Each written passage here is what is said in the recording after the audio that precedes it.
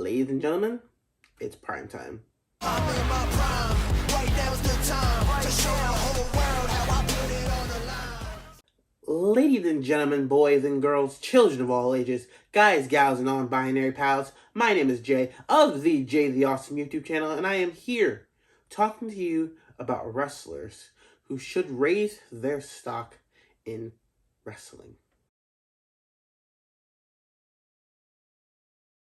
Now, here's a list of wrestlers that I think should raise their stock, whether it's on TV or in the wrestling landscape. And it could be for a multitude of reasons, whether they're underrated, whether they haven't got that spotlight to shine yet.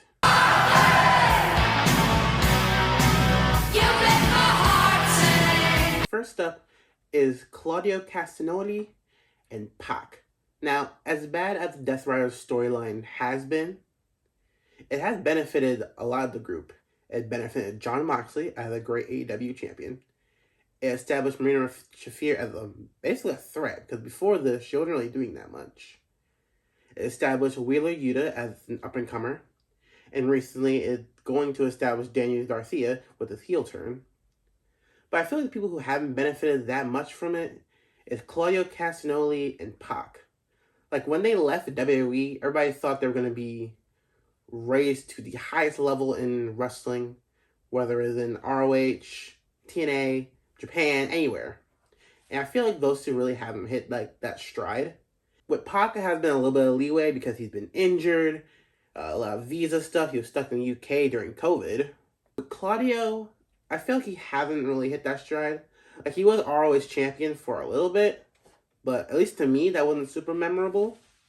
And now that Claudio's back, he kind of just like the background muscle for Moxley. And Pac, with him just returning, I feel like he's going to go back to his role of just background muscle. Like, I feel like he could also be like that great single star that he was when he was Cruiserweight champion. And honestly, when the Death Riders break up, I hope those two get the World Championship in AEW.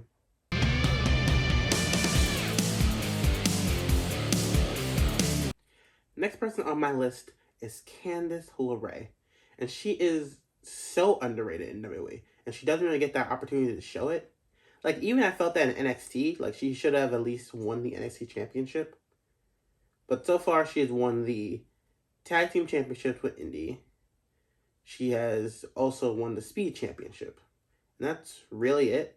But I feel like she could be a very unique player in the women's division. Like, you had her team with Nia Jax, but that was cool for a little bit. And then they kind of just, like, split them off for no reason. And now you have her with DIY. And it's cool that her, Johnny, and Tommaso are together, but they're not really in the greatest spotlight on SmackDown. They're mostly on main event, just wrestling. So I feel like Candice LeRae should be doing more in WWE. And since we have mid-card belts, like get her in the United States Championship, get her in the Intercontinental Championship, put her back with Nia, and get them go for the Tag Team Championships. There's so much I feel like she could do.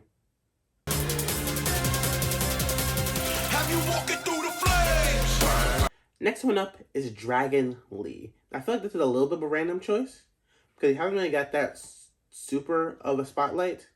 Like, I feel like the only spotlight he had when he was in NXT and had the North American Championship. I feel like he's someone who falls under the category of moved up too quick because he's an amazing talent. But then you team him with the LWO and they're not really doing anything, so he only continues not to do that much. He's on a lot of shows. He's on Main Event. He's on SmackDown. He was on NXT for a little bit. So he's doing a lot, but not really anything, like, super prominent. And I feel like he could be a good person to be in the mid-card division. So put him in the Intercontinental, put him in the United States, and you could easily have yourself a good mid-carder right there.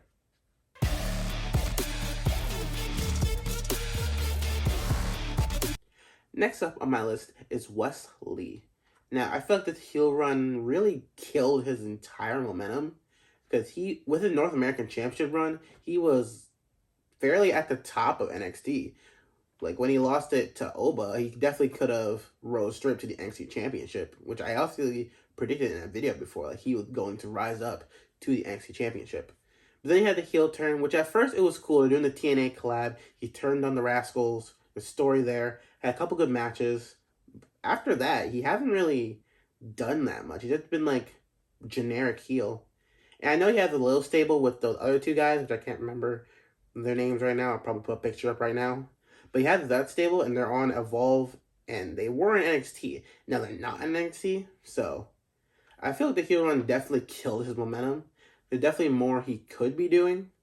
So maybe they need to turn him back face, make him that underdog again, then go for the NXT Championship. Because again, as a wrestler, he is amazing. And he definitely could. And I don't think we should just move him up. He definitely should stay in NXT for a little bit, be prominent, and then move up. I think that'll be a better strategy.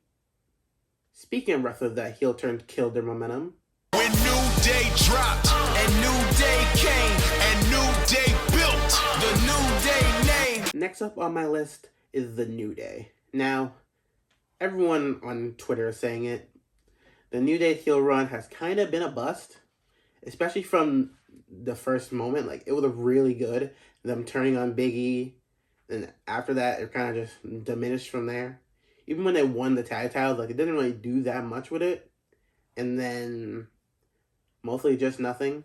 They're kind of mourning in the tag division, which it is a funny gimmick, but they're not really doing that much with it. Even with them now adding Grayson Waller, which I'll get to that later. Like, they're still not a super prominent force in the tag division. And I don't think they should break up just because even if they break them up, what are you going to do? Have them in the mid card and still have them do nothing? So overall, just have them do more prominent things, be more heelish. But they can be still like goofy, but have them be heels, have them still be hated, which is still, you can still get a lot of out of New Day, I feel like. Because I say so, when I pop out, they lay low, they know. As I said earlier, next on my list is Grayson Waller. Now, Grayson Waller, I've loved Grayson Waller. You see me with his shirt. I love Grayson Waller. To me, he's more like an Australian Miz, and he could get to that level of fantastic mid-carder, sneak his way into the world title spot, which that is possible. But right now, since they kind of killed off the story with him and Theory just because Theory's injured, I feel like right now he's doing nothing with New Day. Like, if I was booking it, I would still have him with Theory, but just talk bad about him since he's gone. And the second Theory comes back, huge face pop, and he could take down Grayson Waller. And then boom, 2 mid-carders right then and there. But as of right now, he's not really doing anything. I feel like he could be doing something prominent by himself. Whether it's in the mid-card or even like going back to NXT for a little bit.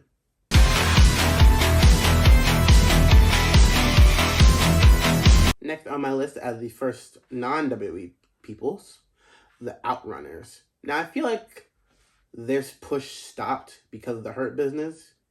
Because they are a fun, goofy gimmick. And it's gotten over the fans. Like having that like old school wrestler vibes. And now they're mostly, I think, on Collision and ROH. Which is cool, but they're kind of not doing like anything with that momentum. Like they were super high, could be next tag team champions, and now they're kind of just chilling around. So I feel like since the Hurt Business was, I'm not fully blaming the Hurt Business. Like it's just because like their gimmick is more super serious. They're at this point, and the Outrunner at this point. So obviously, yeah, Hurt Business had to topple them, but now they're kind of just lingering around. I do like that they're with Dalton Castle. That's a good pairing. But now I want them to do more. Maybe put them in the 6-man division ROH. I don't know. But their stock has definitely gone down since they're super high.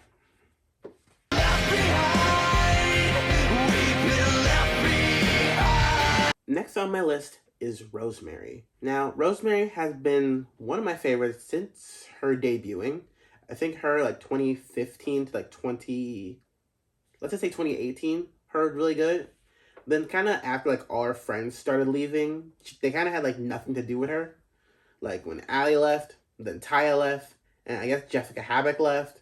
After that, they kind of just had nothing to do with her. She kind of just been lingering in TNA.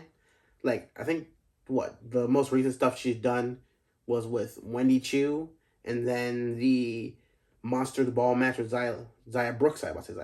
Zaya Brookside. But other than that, she's just been there in TNA. And I don't really know like where they need to do with her. Like maybe have her get back with Allie now that Allie's the free agent. Maybe release her and go somewhere else. Like, I don't know. But her stock has definitely plummeted since her heyday. I don't see no threats in here. I'm in the galaxy all on my own. I hit a 450 from the... Next on my list is AR Fox. Now, I love AR Fox since Lucha Underground. And now that he's in AEW/ROH, I feel like he's kind of been lost in the shuffle a little bit. I feel like one of the downfalls of him was him immediately getting kicked out of the Mole Embassy. I feel like he could have stayed there for a little bit, and then Swerve could have kicked him out. But him, like, immediately getting kicked out, and then that's just it for him. Kind of sucks. And I feel like he got in, like, so many title shots at, like, mid-card. He hadn't really done that much to be credible. So hopefully we can get him in a better position. He could be a great mid-card champion. Put him in ROH. Put him in the TNT position. Put him with Okada. Like, you could have a great match with AR Fox. When you see the GYV comment, grit your teeth. Last on my list are the grizzled young veterans. Again, underrated in the tag team land space. And I feel like when they left NXT, they had this really good promo like, hey, we're going to take over. We're going to do XYZ. And I feel like they haven't really done that super prominently. Like, they could be like a dominant threat in the tag division, I feel like. So I feel like they need more TV time. Get them more on TV and have them take over the tag team landscape. So yeah, the grizzled young veterans.